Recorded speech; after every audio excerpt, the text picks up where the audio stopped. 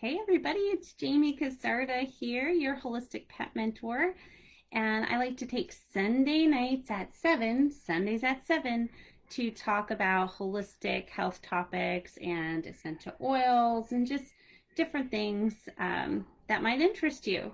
So today I want to talk about my new foster buddy. This is Reese, and we are fostering him indefinitely. He actually came from a very loving home, and he had one home before this for 12 years. He's 12 years old. Yes, and I've known him for actually 10 years because I'm very close friends with his mommy.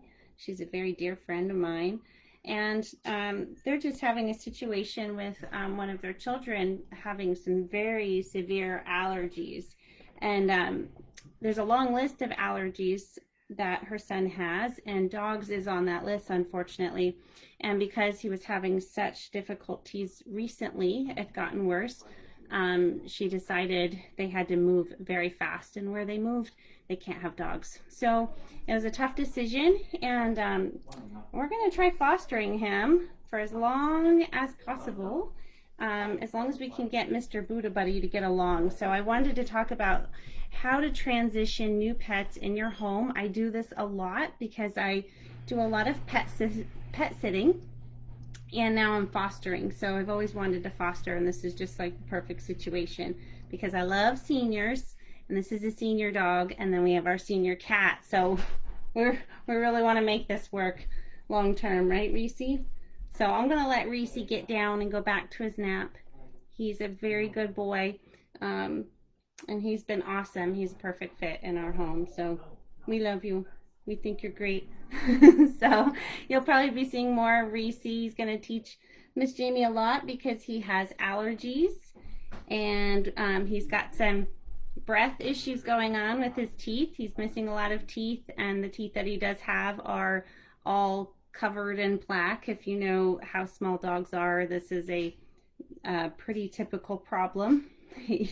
But he had lost a lot of weight when he was being in transition, and so we're going to get some weight back on him and just make sure that he's nice and healthy before he gets a dental.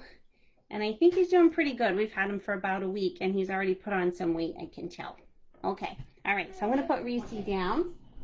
Now my family's home, so if you hear noises in the background, that's them. So make sure if you are here, I see there's some people that are joining me tonight. Say hi, comment where you're from, any questions that you might have. Tonight's topic is transitioning your new pets into the home, or if you're watching someone else's pet in your home. So I do that a lot. So that the first thing I do when I get a new pet into the home. Now, I'm not going to say that this is going to work every time. All I know is what works really well for me and for my home. Hi, Catherine. Hi, Jeanette. Glad you're here. So we have a fenced-in backyard. So the very first thing I do before the dog even comes into our home, they have to meet the backyard. And why do they need to meet the backyard first? Well, that's going to be the place where they have to smell everything and get acquainted, because that's where they're going to go potty. So that's the most important place for them, because they need to know where it's okay to go potty. So I introduce them to the backyard. We're really fortunate. Hi, Greg. We're really fortunate. We have a pretty decent size, about a third of an acre. It's not huge, but it's just perfect amount for pet sitting. And we let the dogs go around. They sniff the whole yard. They mark all the trees and the bushes, and they get all their potty and nervousness out. And I just wait until they've done that, they've paced, and when they finally calm down and relax, you'll know, because they usually will lay down. I go over and I talk to them and I pet them. I have my whole procedure that I do, right? So I get the new dog on a leash, and this is what we did with Reese as well. We put a Bonnie harness on him, hooked him up to the leash. After he had already sniffed the yard, he got to run around as long as he wanted. He got all his pees and poops out, and then I brought him into the house on the leash, and I let them sniff the house.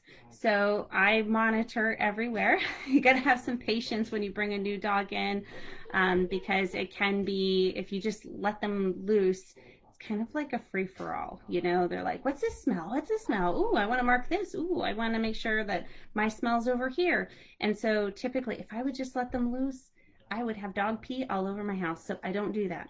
I lead them around with the leash. And I correct them if they go to mark on something, you know, we walk real quickly away from that object and we go back outside. I let them mark a tree and then we come back in. So it's a whole process. It takes about 24 hours maximum and that would be an average. Some dogs don't even take that long to adjust to my home.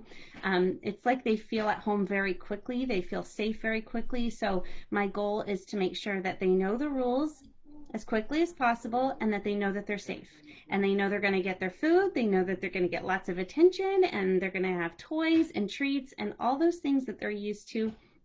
And then once they get through that first night and they realize what the bedtime routine is, the next morning, everything goes much more smoothly. And by night 2, we have a routine. The dogs sleep all night. It's wonderful. Just getting through that first night. And so some things that I do to help us get through that first night is I utilize oils such as lavender or Serenity. There's a blend called Serenity that has a lot of different calming oils, and I just love it. But I always try lavender first because it's simplistic and most pets will take to it. So all you have to do is open up your bottle of lavender essential oil and offer it to the dog and let them come toward the bottle. So I don't shove it in their nose. I don't go, smell this. I just say, hey, come check this out. And I let them decide if they want to smell it. So Reese decided he's going to curl up next to me. I wish I could show you how he smells the oils, but I can tell you he was not actually a fan of lavender. I offered this to him at bedtime and he was not so keen on it. So I tried Serenity. He was okay with that one. It does have some lavender in it. But then I thought, you know what? A lot of pets, when I test them with essential oils, like Magnolia. How about it? Have you guys tried Magnolia? Hi, Jacqueline. Yes. That's my routine. Outside first, get the potties out, put the leash on, walk around the house. And then that first night, as you're helping them to feel safe, I pull out the calming oil. So this is the one that Reese, sorry, camera is backward. Reese chose Magnolia.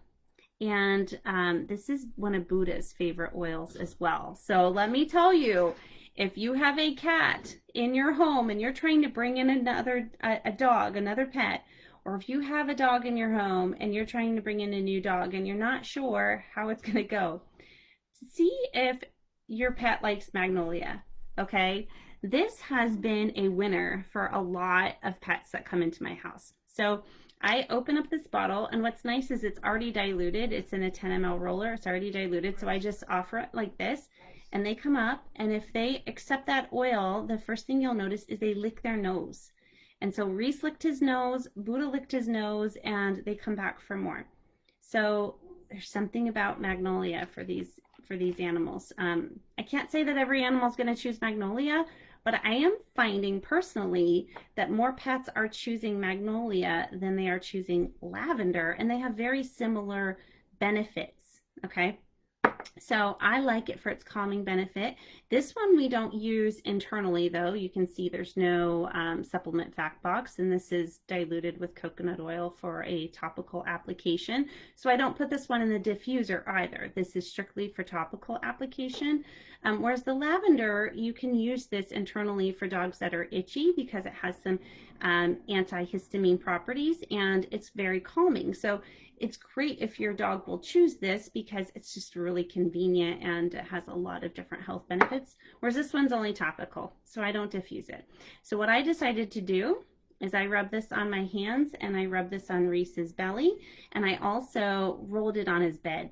I have this little fluffy bed with paw prints all over it. It's a little, I don't know what it is, but he loves it, and he took to the bed. It took him a while the first night.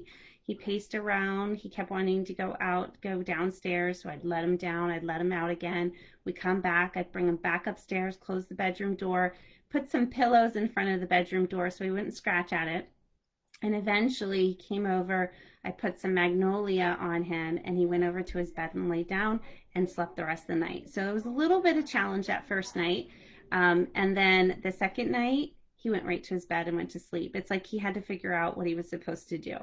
And then by day 3, since Buddha had to be separated, he was down in the basement. And Reese has been getting to know our family and just making sure that he feels safe, that he knows he's going to get fed all the time. Believe it or not, when dogs come in a new home, they're like, do they know to feed me? Like, feed me. That's really important. So a lot of dogs get a little concerned that they're not going to get another meal, or they don't know when their next meal is going to be. And so until they've gotten some consistent meals, they might eat really fast. They may decide they're not going to eat because they're too nervous. Reese, on the other hand, he was just concerned, like, you need to make sure you feed me at the right times, right? And my cat's like that. So it worked out great. They are exactly alike in their personalities. So he is eating like a champ. He's no longer wolfing down his food. He's taking his time. He even leaves a little bit behind to nibble on maybe 30 minutes later. So I know that he is very comfortable. He feels safe. And so I decided I'm going to try to introduce him to Buddha Kitty. Now, Buddha Kitty is 21 and Reese is 12. So we've got a 1-2 and a 2-1. So since they both love Magnolia, I decided to put a doTERRA diffuser collar on Reese. In fact, I'm gonna pop it off him right now and show you what that looks like. Ta-da! Isn't this cool? All right. So doTERRA came out with a dog collar. This is the small one, size small. And it's cute, has a little O. Now, this was only a limited time purchase that I was able to get through doTERRA's convention, but I love it. And I had bought one before I even knew that I was going to have a foster dog. So, because I knew one day I would have a dog. I would have either someone else's dog, or I'd be fostering, or I would adopt my own, because we've just always had pets. So, all right, so what do I love about this collar besides that it's purple and says doTERRA and has this cute little O charm? It is a diffuser collar. So you see this little pad right here? This is for essential oils. So what I've been doing is placing Magnolia, since this is the oil of choice for Reese, all over his little patch on his collar. And now he has that comforting smell on him. And then I take the Magnolia and I just put it in my hands and I rub it on his body as well. And I rub this on Buddha. And I took a baby gate and I opened up our basement door and I put the baby gate. Technically, you're not supposed to put a baby gate at the top of the steps or at the bottom of the steps. It's for safety reasons. If anybody goes tumbling down, liability, all that. Now, I knew it was just for supervised interaction, so I put it up temporarily. Buddha came upstairs very sassy, because that's what he does when he's not with us all the time. He's sassy when he's with us too, so. But he was at the gate and we let him sniff Reese. They seemed indifferent, no big deal, no reaction. Let Buddha up, non-reactive. Now here's the thing. Usually, cats will let you know when they're not doing well with a new animal, right? You guys know what I'm talking about.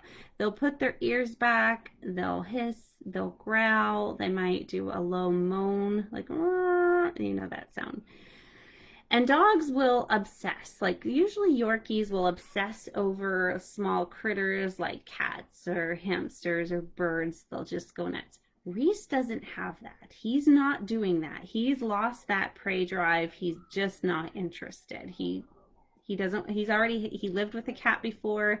He got smacked around by a cat before. He's like, I will give you your space. You give me my space.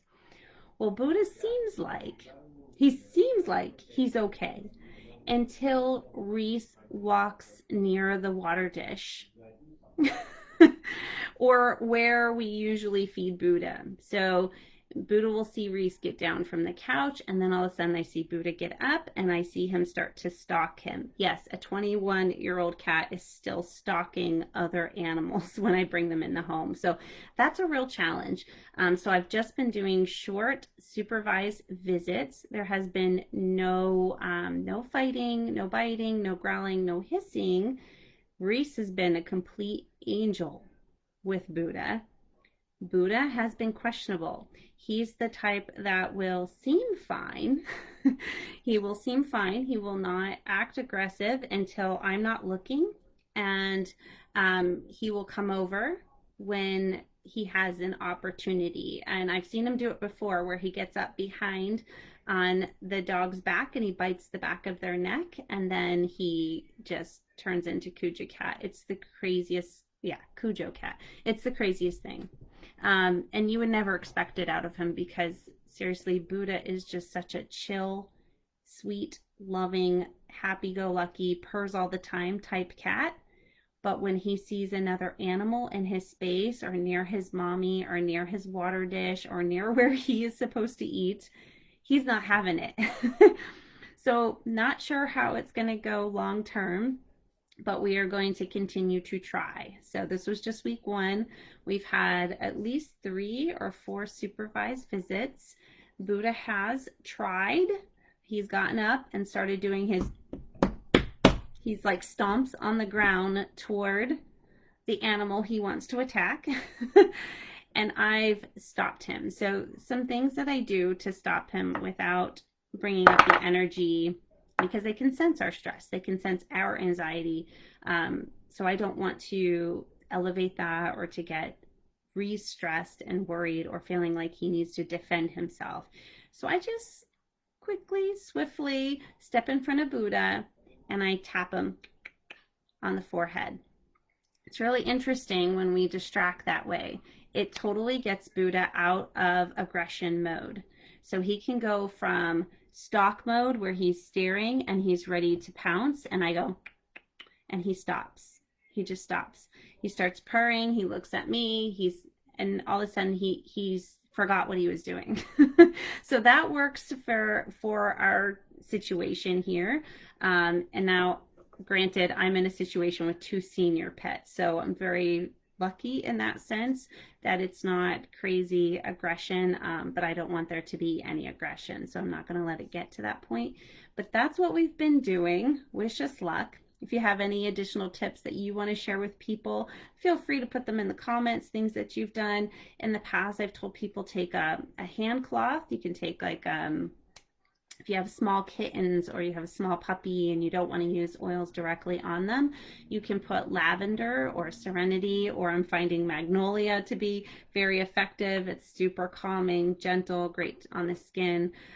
You can put that on a little hand towel, and then you wipe your new pet, and then you wipe your existing pet, like that you've had, who's lived in the home. You wipe them down and then wipe your new pet again. So what you're wanting to do is to make them smell alike. So pets are all about smell and scent. And so we can use our essential oils. They're a powerful tool in helping with behavior issues, whether it's calming, whether it's making them smell like each other. Okay, so it's a familiar aroma. And what I like about lavender too is this is an oil emotionally for trust. This is the oil of trust and communication. So it's great to use when you're training. It's great to use when introducing new pets, or when you're taking on a new pet, right? You want that to start building that bond, building that relationship. So if your new pet is cool with lavender, you offer it, the pet comes forward, licks his nose, licks her nose, then you have an oil that is known for being that oil of trust and communication to help you with that process. Again, if you don't have luck with lavender, try magnolia. It has a different aroma, and I'm seeing that it works really well. So any questions for tonight, everybody? I don't know if any of you have gotten any new pets recently. If you foster, fostering would be really interesting when you're constantly bringing in new pets and you have all these pets switching around. I do think sometimes your own pets, if you're a foster mom, when I first started taking in animals and I was working at the shelter, I just kept adopting animals. I stopped at 7. I was like, oh, it's overwhelming, right? I have so many pets at home. So a lot of care. So my pets that were the ones that I adopted first were kind of just used to mom bringing another pet home, right? Oh, there's another one. There's another one. But there was a point when I realized like 7 was my max. I could not handle financially, physically, and mentally. I just could not handle doing more than 7 because I lived by myself. Um, and now, even at this point, after having children, I realize like, okay, I have children, have a home, I have a business to take care of. I have people that I'm responsible, to take care of, and people that I'm responsible to support with their pets, because that's the business. That's what I do, is help people with their pets. So I need to make sure that whatever I take on is something that I can manage, and that I can do a great job taking care of that animal. And always think about that before you take in a new pet. Am I going to be able to feed this pet appropriately? Can I handle their veterinary expenses, right? When I took on Reese, I knew that he needs a raw diet because of his allergies. I knew that if I was going to incorporate canned, it had to be the best canned food on the market to help to make sure that if I ever run out of raw, I have a backup can. That's why I do that. So he's on Nature's Logic. These are not cheap foods, right? And if he has to eat that for the rest of his life, then I need to make sure that this is something that I can commit to. Also, with the dental problems and the allergies, I started him on a fish oil. I've started him on a mushroom blend. So I buy him a mushroom powder to put in his food. And I also started giving him Saccharomyces boulardii. So these are all things to help combat yeast, to combat inflammation, and the mushrooms are actually really good for dogs who need help with their immune system. So dogs that have any type of cancer process going on, inflammation, or allergies, we want to start putting some dried mushrooms, you can do that, or fresh mushrooms into their food. And there's certain mushrooms, you don't want to just put any mushrooms in there. The chaga mushrooms, the turkey tail, and the lion's mane mushrooms are fantastic for the immune system. So those are the things that we're doing to help this little guy. I even started incorporating raw goat's milk, which he loves. And that's been going really well. So he's putting on weight. He smells good because he smelled really yeasty when I first got him. His ears and his skin was pretty yeasty. But he's already in 1 week showing quite a bit of improvement. So it's working. Everything's working. So, all right, everybody, you guys have a great night. Thanks for joining me live. For those of you who hopped on live for our Sunday at 7 talk about all things natural pet care. I really enjoy doing this. And if you have a topic that you would like me to talk about, feel free to send me a message. Feel free to pop it in the comments. Also, if you're brand new to essential oils and you want to learn more about these little magic bottles of goodness, I do a free class through Zoom every Wednesday night at 7 o'clock. So if you would like to be in that class, just send me a message that says newbie, and I send you the Zoom link. It is a live class. It starts sharp at 7. I start teaching right at 7. So you can't be afraid to talk to me in person, right? I like that one-on-one interaction. So join me at 7 o'clock on Wednesday on Zoom. All you have to do is send me a message that says newbie. I'll send you the link, and then you just hop on at 7 p.m. on Wednesday. So, all right, everybody, have a great night. See you again soon.